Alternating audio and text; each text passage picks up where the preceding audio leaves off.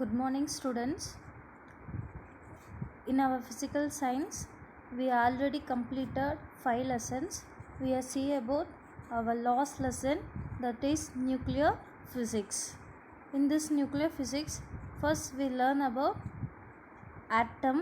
What is atom? It is a tiny substance.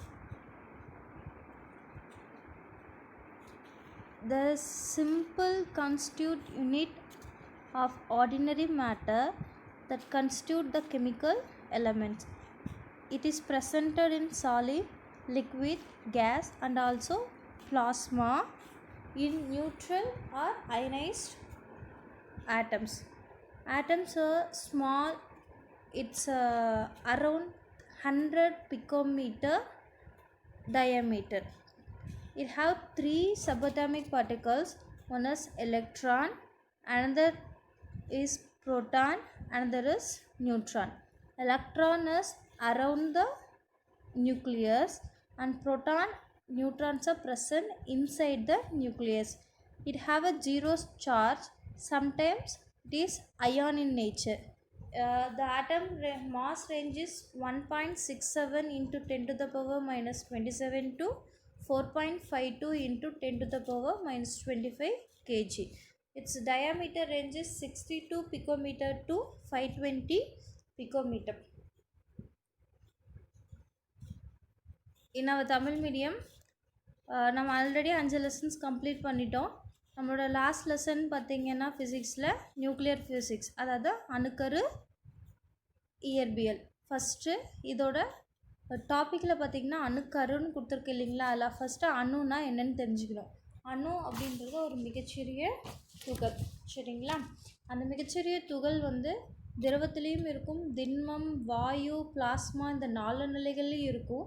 4 நிலை எப்படி இருக்குன்னு பார்த்திங்கன்னா, ஒன்றா நடுநிலையாகவும் இல்லைன்னா மின்சுமை கொண்டும் இருக்கும் அப்படின்னு சொல்கிறோம்.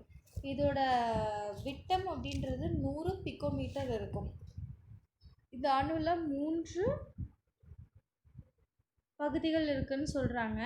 அதாவது எலக்ட்ரான், புரோட்டான், நியூட்ரான். எலக்ட்ரான் அப்படின்றது உட்கருவை சுற்றிட்டு இருக்கும், உட்கரு அப்படின்றது ஒரு மையப்பகுதியில் இருக்கக்கூடியது. அதுக்குள்ளே புரோட்டான், நியூட்ரான் அப்படின்ற 2 இருக்குது. புரோட்டான் அப்படின்றது நேர்மின் சுமை கொண்டது, எலக்ட்ரான் அப்படின்றது எதிர்மின் சுமை கொண்டது.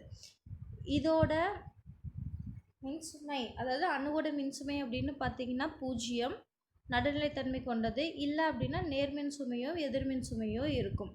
அதோட நிறை அப்படின்றது 1.67 இன்ட்டு 10^27 கிராம்லேருந்து கிலோலேருந்து 4.52 இன்ட்டு 10⁻⁻25 கிலோ வரைக்கும் இருக்கும். இதோட விட்டம் அப்படின்றது 62 பிகோமீட்டர்லேருந்து 520 பிகோமீட்டர் வரைக்கும் இருக்கும்.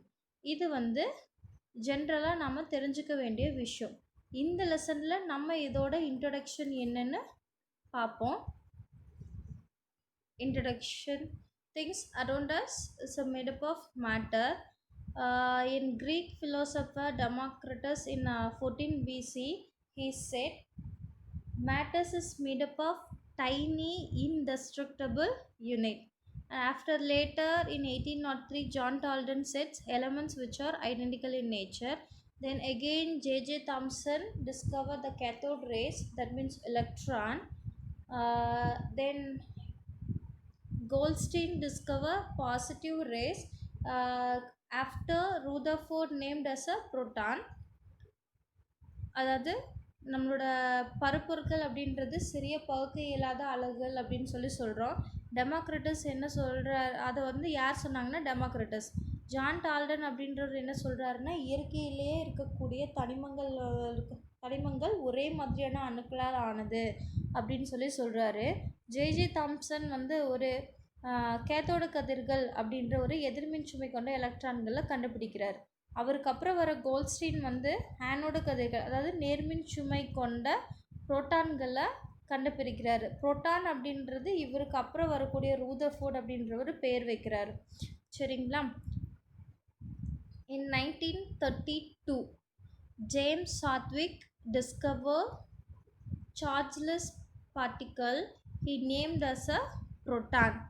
Then after that large number of elements elementary particles like proton, meson, positrons and neutrinos have been discovered. In 1911, Ernest Rutherford said mass of atom concentrated in center part of a nucleus. அதாவது 1932 James Hartwig அப்படின்றவர் ஒரு மின்சுமையற்ற அடிப்படை துகள்களை கண்டுபிடிக்கிறாரு. அதுக்கு பேர் வந்து என்ன கொடுக்குறாருன்னா neutron. அவருக்கு அப்புறம் நிறைய பேர் இப்போ புரோட்டான், மீசான், பாசிட்ரான், நியூட்ரான் துகள்கள் இதெல்லாம் அடிப்படையான துகள்கள்னு சொல்லி கண்டுபிடிச்சிருக்காங்க. 1911 ஏர்னஸ்ட் ரூதர்ஃபோர்ட் அப்படின்றவர் என்ன சொல்கிறாருன்னா, ஒரு அணுவோட நிறை அப்படின்றது அதோட மையத்தில் தான் செறிந்து காணப்படுது. அந்த மையத்துக்கு வந்து அணுக்கரு அல்லது உட்கருன்னு சொல்லலாம் அப்படின்னு சொல்லி சொல்கிறார். ஸோ இது எல்லாத்தையும் வச்சு நம்ம என்ன தெரிஞ்சுக்க போகிறோம் அப்படின்னா கதிரியக்கம்னா என்ன. So now we are learn about this radioactivity. Here the discovery of radioactivity. In 1896 we have a French physicist. His name is Henri Becquerel. He did his research. He leave all the uranium substance, the amount of uranium compound into the table and also one of a photographic plate he left it.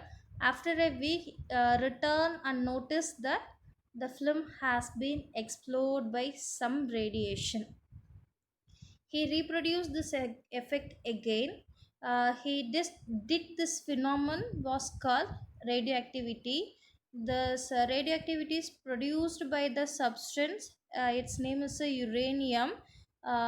He said uranium was identified to be a radioactive element. அதாவது 1896 Henry Becquerel அப்படின்ற ஒரு அறிவியலாளர், French அறிவியலாளர் என்ன பண்ணுறாரு அப்படின்னா, அவரோட ஆய்வு பணிகள்லாம் முடிஞ்சு போகும்போது கொஞ்சம் யுரேனியம் கலந்த பொருளை அப்படியே விட்டுட்டு போயிடுறார். அது கூட என்னவும் விட்டுட்டு போகிறாரு, ஃபோட்டோகிராஃபிக் பிளேட்டுன்னு சொல்லக்கூடிய ஒளிப்பட தகடியும் தெரியாமல் விட்டுட்டு போயிடுறார். ஒரு வாரம் கழித்து வந்து பார்க்கும்போது அந்த பிளேட், அதாவது அந்த ஒளிப்பட தகடு என்ன ஆயிருந்தா அந்த பாதிப்படைஞ்சிருந்து அதோட கலர் மங்கியோ இல்லை அது வந்து டேமேஜ் ஆகியோ ஏதோ இருந்துச்சு. இவர் மறுபடியும் என்ன பண்ணுறாருன்னா இதை செஞ்சு பார்க்குறாரு. மறுபடியும் இதே மாதிரி ஆகுது. ஸோ இப்படி ஆகிறது எதனால் அப்படின்னா, இந்த பொருள் வந்து ஏதோ ஒரு கதிரியக்கத்தை வெளியிட்ருக்கு அப்படின்னு சொல்லார். என்ன பொருள்? அதுக்கு பேர் யுரேனியம். சரிங்களா? அந்த யுரேனியம் வெளியிட்ட கதிர் அப்படின்றத அவர் என்ன சொல்கிறாரு, கதிரியக்கம். அந்த நிகழ்வுக்கு பேர் கதிரியக்கம் அப்படின்னு சொல்லி சொல்கிறார். ஸோ அப்போ அந்த கதிரியக்கத்தை கொடுக்கக்கூடிய யுரேனியத்துக்கு என்ன பேர் அப்படின்னா கதிரியக்க தனிமம் அப்படின்னு சொல்லி சொல்கிறார். சரிங்களா?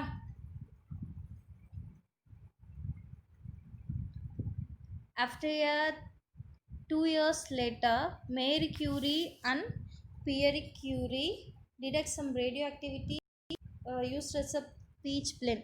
It's a tiny black substance. They discovered it had an unknown chemical substance and also some extra chemicals, but it intensive from pure uranium. And also they found it had less concentration of uranium. It produced some radiations like alpha, beta, gamma. It is a harmful radiations. He and she had given name radium. What is the radium? So we identified that second radioactive element, the new substance, that name is a radium. அதாவது 2 வருஷத்துக்கு அப்புறம் Henry பெக்கரோலோட டிஸ்கவரிக்கு அப்புறம் Marie Curie அவங்க வந்து ஒரு கருமை நிற துகள், அதுக்கு பேர் பீச் பிளெண்ட் அப்படின்னு சொல்லி சொல்கிறாங்க. சரி, அந்த ஒரு வேதிப்பொருட்களால், அதாவது என்னன்னே தெரியாத ஒரு வேதிப்பொருளால் ஆனது அப்படின்னு சொல்லி சொல்கிறாங்க. அது வந்து எப்படி இருக்குன்னா யுரேனியத்தில் வரும் கதிர் மாதிரியே அதை கதிர்களை வெளியிடுதுன்னு சொல்கிறாங்க. ஆனால் அதுக்கப்புறம் அவங்க என்ன பண்ணுறாங்க அப்படின்னா, யுரேனியத்தில் இருக்கிற கதிரை விட அதிகமான செறிவு மிகுந்த கதிர் இதில் இருக்கும் அப்படின்னு சொல்லி நினைக்கிறாங்க. பட் அது இப்படி தான் இருந்திருக்கா, குறைவான செறிவுடையது அப்படின்னு தான் அவங்க கண்டுபிடிச்சிருக்காங்க. இதில் வந்து பிரித்து எடுக்கும்போது வேறு நிறைய வேதிப்பண்புகள் இருக்கக்கூடிய பொருள் இருக்குதுன்னு சொல்கிறாங்க. ஸோ அப்படி பிரித்து எடுத்ததுக்கப்புறம் இதுக்கு ஒரு பேர் வைக்கிறாங்க. என்ன அப்படின்னு கேட்டால் ரேடியம். ஸோ இப்போ இதிலிருந்து நமக்கு ரெண்டாவது கதிரியக்க தனிமமானது கிடச்சிருக்கு. ஒன்று வந்து யுரேனியம், இன்னொன்று வந்து ரேடியம். இது வந்து நிறைய செறிவு மிகுந்த கதிர்களான ஆல்ஃபா, பீட்டா, காமா கதிர்களை வெளியிடும் அப்படின்னு சொல்லியிருக்காங்க. Next, the definition of radioactivity. So we already know about this nucleus that is present inside the atom. In this nucleus we have a two substance, one is proton, another one is neutron. So some elements are basically unstable. That means they're ready to give its electron or proton. So to undergo the nuclear decay, it is converted into more stable nuclei. So it's converted into more stable nuclei. For example, the uranium is an unstable substance. It is undergo the nuclear reaction. It is changed as a barium and krypton. Here barium and krypton are the stable nuclei. During this reaction, it emits some harmful radiation and also elementary particle. Harmful radiation means it is pollute the area and also creating some gas. Elementary particles are alpha, beta and gamma particles. In this phenomenon, nuclear decay of certain elements emit the radiations like alpha, beta and gamma radiations is called radioactivity. That substance is called radioactive element. அதாவது கதிரியக்கத்துக்கு வரையறை பார்க்கணும் அப்படின்னா, சில தனிமங்களோட உட்கருக்கள் நிலையற்றவையாக இருக்கும். உட்கரு அப்படின்றது என்ன சொன்னோம்? ஒரு அணுவோட மையப்பகுதியில் இருக்கக்கூடியதுக்கு பேர் என்னன்னு சொல்கிறோங்க? உட்கரு. இதில் புரோட்டான், நியூட்ரான் அப்படின்ற ரெண்டு பொருள் இருக்கும். சரிங்களா? இந்த உட்கருக்கள் சிதைவடைஞ்சு அதிக நிலைப்புத்தன்மை இருக்கிற உட்கருக்கெல்லாம் மாறும். உதாரணத்துக்கு யுரேனியம் அப்படின்றது நிலைப்புத்தன்மையற்றதுன்னு சொன்னோன்னா, அது ஒரு வேதிவினை, அதாவது வேதிவினை அப்படின்னு இந்த கதிரியக்க வினைக்கு உட்படும் போது பேரியம், கிரிப்டான் அப்படின்ற ரெண்டு நிலைப்புத்தன்மை கொண்ட உட்கருக்கெல்லாம் மாறுது. இந்த நிகழ்வுக்கு பேர் கதிரியக்கம் அப்படின்னு சொல்கிறோம். தனிமங்களோட அணுக்கள் சிதைவடையும் போது என்னென்ன கதிர்களை வெளியிடும் அப்படின்னு கேட்டிங்கன்னா, ஆல்ஃபா, பீட்டா, காமா கதிர்களை வெளியிடும். அந்த நிகழ்வு கதிரியக்கம்னு நம்ம சொல்லிட்டோம். அப்போ அந்த நிகழ்வுக்கு உட்படுற தனிமத்துக்கு என்ன பேர் சொல்லுவோம்? கதிரியக்க தனிமம் அப்படின்னு சொல்லுவோம். சரிங்களா? இதுதான் இதோட வரையறை. இப்போ வந்து நம்ம கதிரியக்கம்னா என்னன்னு பார்த்துட்டோம், கதிரியக்கத்துக்கு வரையறை என்னன்னு பார்த்துட்டோம். நெக்ஸ்ட்டு நாம் என்ன பார்க்க போகிறோம் அப்படின்னா, இந்த கதிரியக்கத்தோட வகைகள் வந்து பார்க்கலாம். சரிங்களா? So we already know about that atom and also nucleus and radioactivity, definition of radioactivity.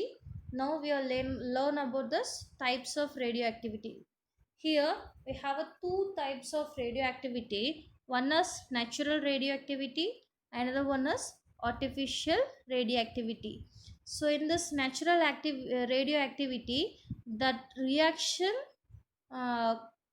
occurs spontaneous emission of radiation from certain element on their own. That means without any human intervention. So we didn't do anything. It actually happens its own. So in this element whose atomic number is more than 83, which undergo the spontaneous radioactivity. For example, uranium and radium are the only two elements which have been identified as a atomic number more than 83 in this initially. But nowadays we have many natural radioactive substance, but only two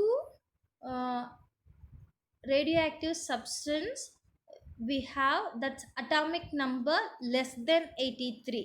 That name is technetium and promethium. Technetium, its atomic number is 43, and promethium, its atomic number is 61.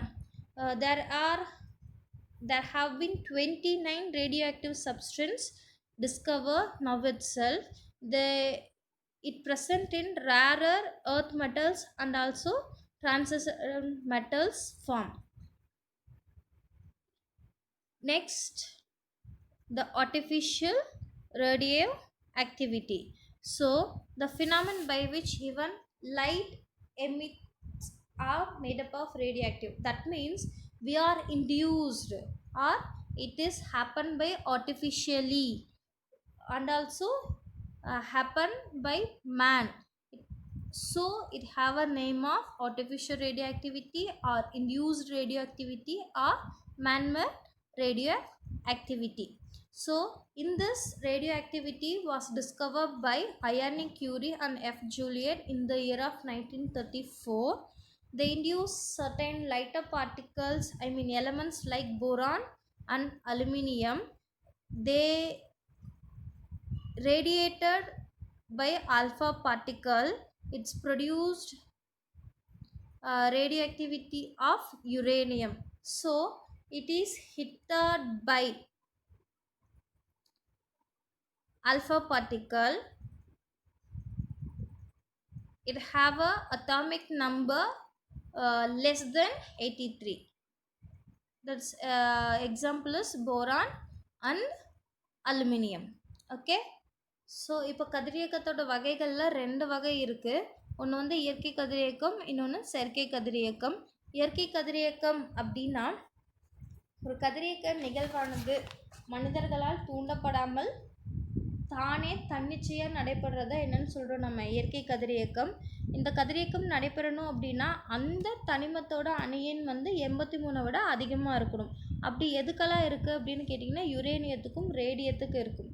குறைவாக இருக்கிறது 2 கண்டுபிடிச்சிருக்காங்க. அது என்ன அப்படின்னா டெக்னீட்டியம், இன்னொன்று promethium. டெக்னீட்டியமோட அணியன் வந்து 43, புரோமித்தியமோட அணியன் வந்து 61. இது வரைக்கும் 29 கதிரியக்க பொருட்கள் வந்து கண்டுபிடிச்சி வச்சுருக்காங்க.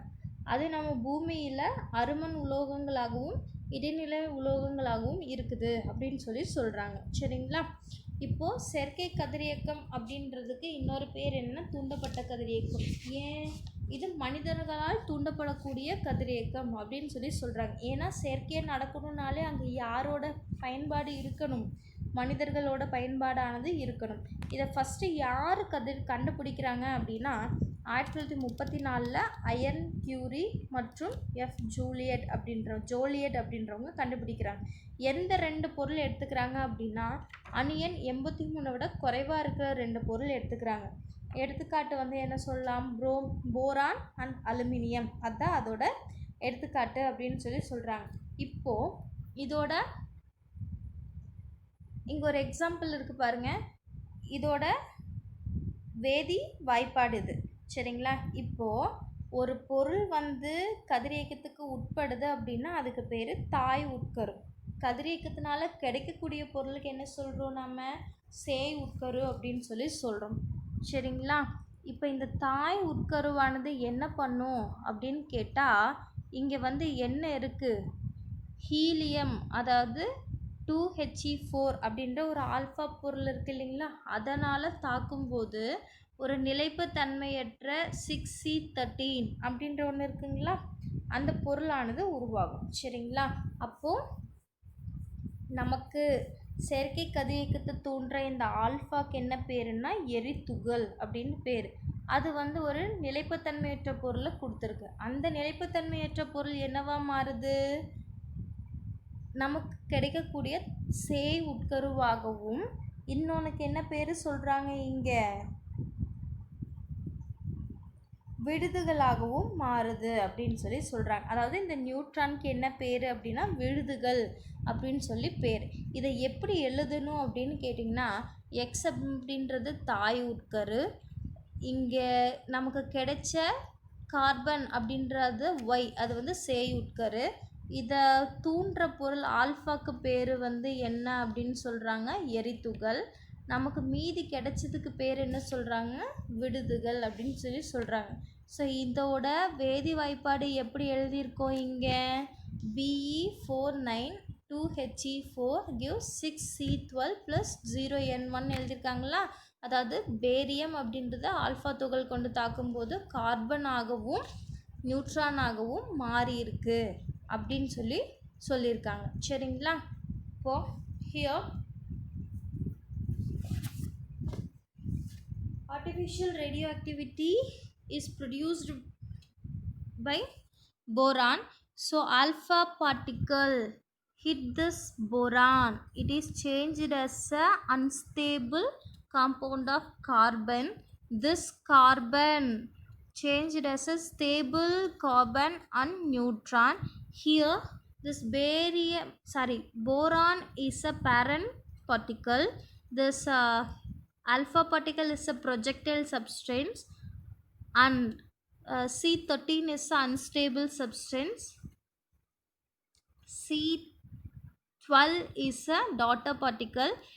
0N1 is a ejectile substance. So we are written in this form 4Be9 and neutron 6C12. So in this last equation 4Be9 plus 2He4 gives 6C12 plus 0N1. That means a parent particle attacked by a projectile substance, it give a daughter particle and also ejectile substance.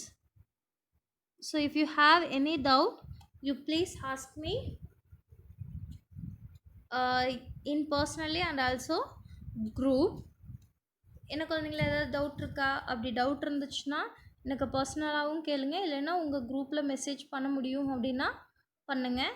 இப்போது நம்ம என்ன பார்க்க போகிறோம் அப்படின்னா, இந்த ரெண்டையும் பார்த்தோம் இல்லையா, இதோட லாஸ்ட் பார்ட் அப்படின்ற டிஃப்ரென்ஸ் பார்க்கலாம். அதாவது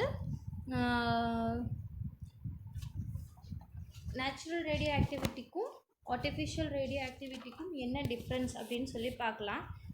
இப்போ நம்ம பார்த்ததை வச்சு என்ன சொல்லலாம்? நேச்சுரல் ரேடியோ ஆக்டிவிட்டி அப்படின்றது செல் இன் டிஸ்இன்டெக்ரேஷன் ஆஃப் நியூக்ளியஸ், அதாவது தானே நடக்கக்கூடியது அப்படின்னு சொல்கிறோம். ஆர்டிஃபிஷியல் ரேடியோ ஆக்டிவிட்டி செயற்கை கதிரியக்கம் அப்படின்றது இட் இஸ் இன்டியூஸ்டு ப்ராசஸ், தூண்டப்பட்ட நிகழ்வு அப்படின்னு சொல்கிறோம். Here alpha beta and gamma radiations are emitted. இங்கே ஆல்ஃபா காமா பீட்டா அப்படின்ற துகள்கள்லாம் வெளிவரும் எங்கே? நேச்சுரல் ரேடியோ ஆக்டிவிட்டியில். In artificial radio activity it produce that neutrons and positrons.